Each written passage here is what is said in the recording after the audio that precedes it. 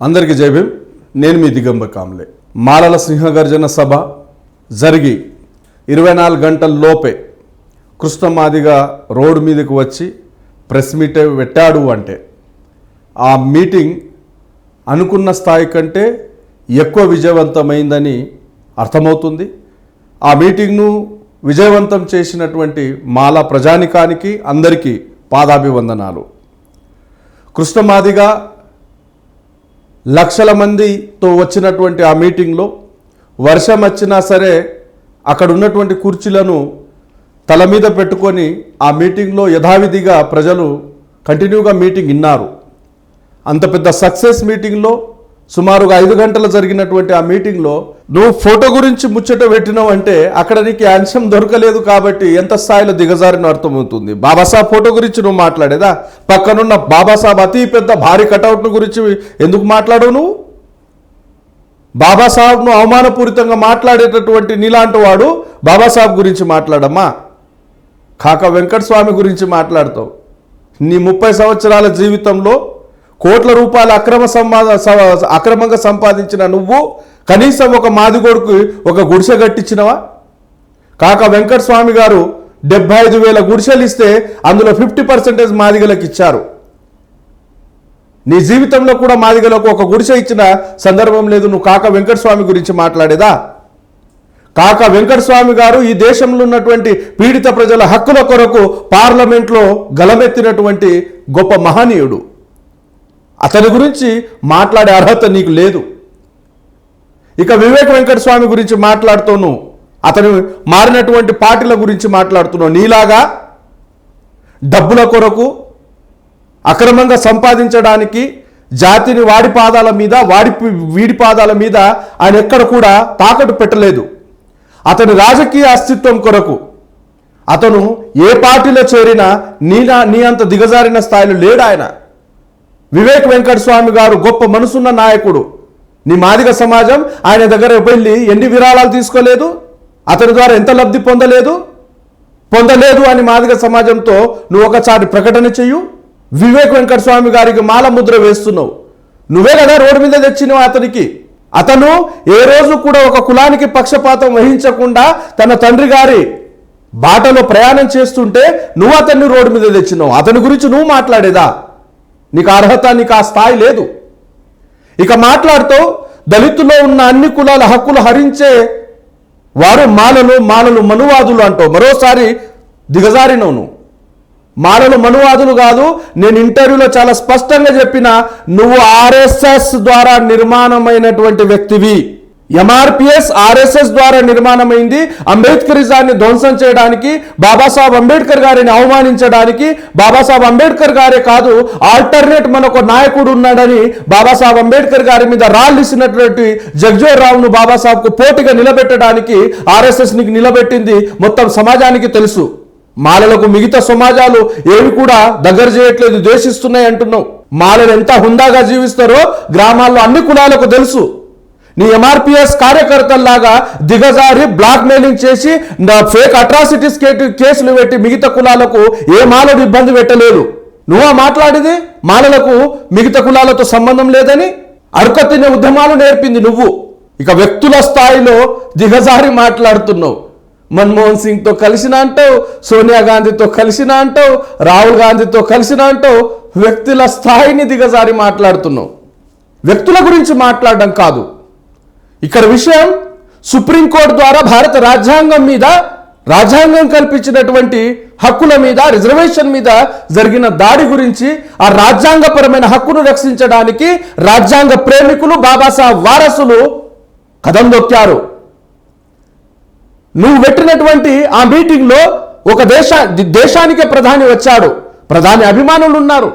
ఆయన BJP party చెందినవాడు. BJP కార్యకర్తలు ఉన్నారు. ఆ మీటింగ్ సక్సెస్ చేయడానికి కర్ణాటక ప్రాంతం నుండి ట్రాన్స్పోర్ట్ ఏర్పాటు చేసి మీరు తీసుకొచ్చిన విషయం మొత్తం రాష్ట్ర ప్రజానికానికి తెలుసు.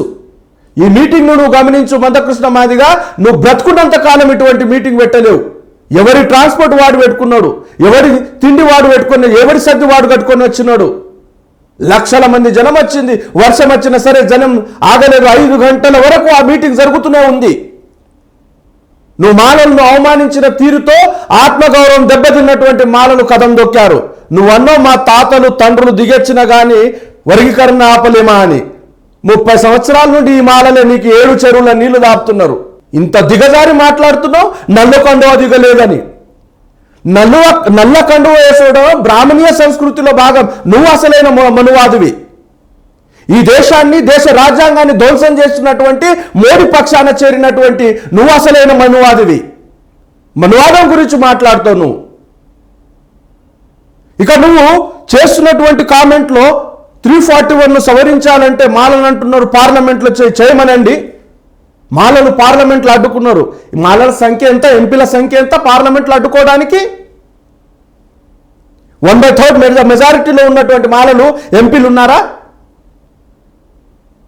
341ను ఎవరికి తెలియదని మాట్లాడుతున్నావు? 2014లో వైఎస్ రాజశేఖర రెడ్డి మాలలకు కన్సర్న్ లేకుండా రాష్ట్ర అసెంబ్లీలో బిల్లును ఆమోదించి కేంద్ర ప్రభుత్వానికి పంపితే కేంద్ర ప్రభుత్వం ఆయా రాష్ట్రాలకు పంపిస్తే ఆయా రాష్ట్రాలు ఆ వర్గీకరణ బిల్లును వ్యతిరేకించడం చేత పార్లమెంట్లో ఆమోదించబడలేదు.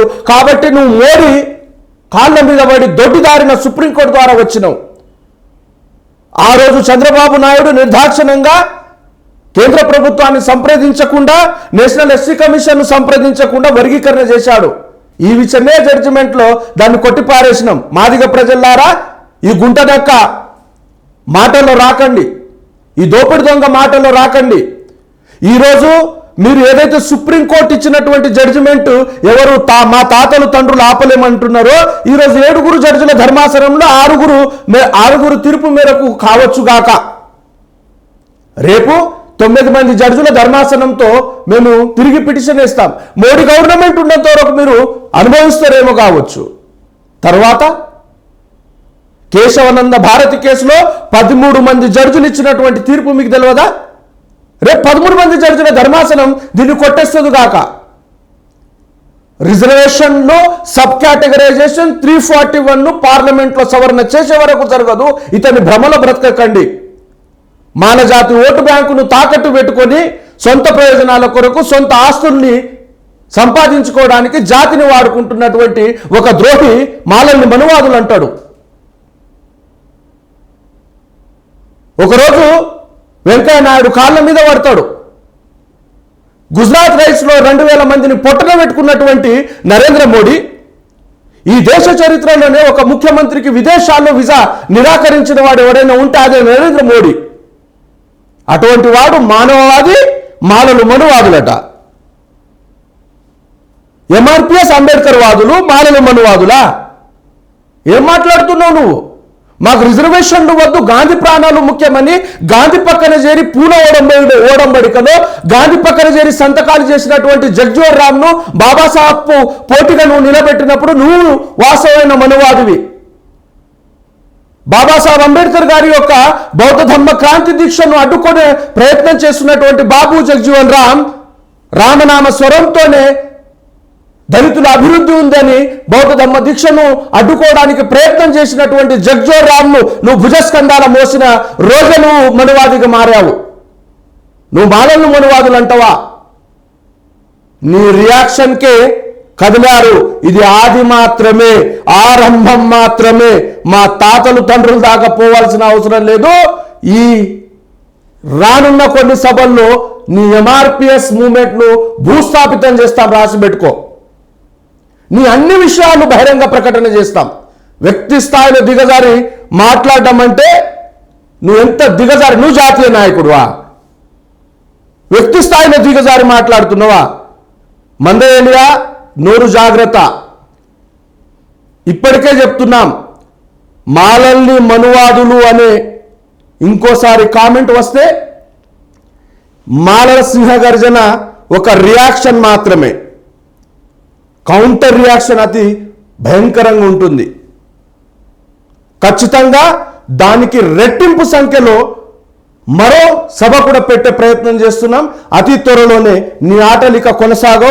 మాదిగ జాతి ప్రజల్లారా, సుప్రీంకోర్టు జడ్జిమెంట్ కృష్ణ మాదిగ చేసేటటువంటి దుష్ప్రచారాలను నమ్మమాకండి.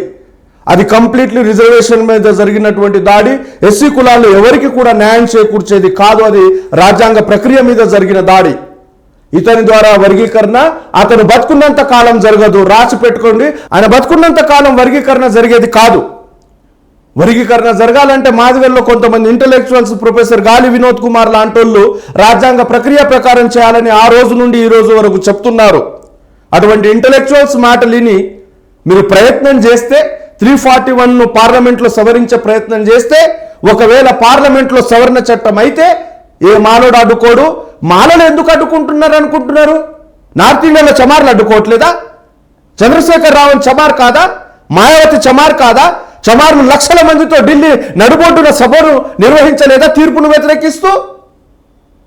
మాలల్ని బద్నాం చేయడానికి, మాలల్ని దోషులుగా నిలబెట్టడానికి ఈ గుంటనక్క మరో ప్రయత్నం చేస్తుంది. ఆయన ప్రెస్ మీట్ పెట్టి ఆ ఫ్రస్ట్రేషన్ చూస్తే ఇక్కడ స్పష్టంగా అర్థమవుతుంది.